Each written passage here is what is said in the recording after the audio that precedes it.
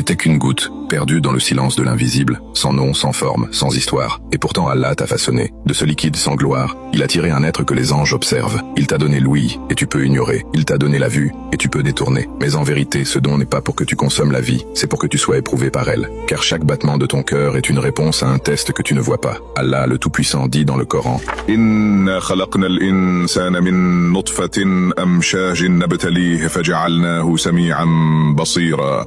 Nous avons certes créé l'homme d'une goutte mélangée afin de l'éprouver. Nous l'avons donc rendu entendant et voyant. Selon la pensée de Ibn Kathir, l'homme est créé d'une nutfa amshaj, mélange de fluides masculins et féminins, afin d'être mis à l'épreuve. Allah lui accorde l'ouïe et la vue, des capacités permettant de discerner le bien du mal, et choisir parmi les chemins qu'il lui propose. Votre âme est un marchand chaque matin. Elle se vend ou se libère selon vos choix. Pour Al-Qurtubi, le mélange originel souligne la fragilité originelle et la dépendance absolue à la grâce divine. La vue et l'ouïe ne sont pas de simples sens, ce sont des outils moraux. Écoutez la guidance et observez les signes d'Allah. D'après Ibn Ashur, ce verset dessine le dessein divin, une humanité façonnée pour l'épreuve, dotée de perception et de raison. Être Sami'an Basiran signifie recevoir la responsabilité morale, entendre l'appel et voir la voie, ou tourner le dos à la lumière. Tu viens d'un murmure minuscule, une goutte impuissante, et pourtant la même formule te donne le privilège de la conscience divine. Tu entends les paroles divines, tu vois les signes invisibles. Chaque jour devient un test. Ton ouïe doit discerner la vérité des faux bruits, et ta vue voir au-delà des illusions. Tu as été façonné pour voir, mais tu peux choquer tes sens et fermer les portes de ton âme. Ce verset révèle l'ironie tragique.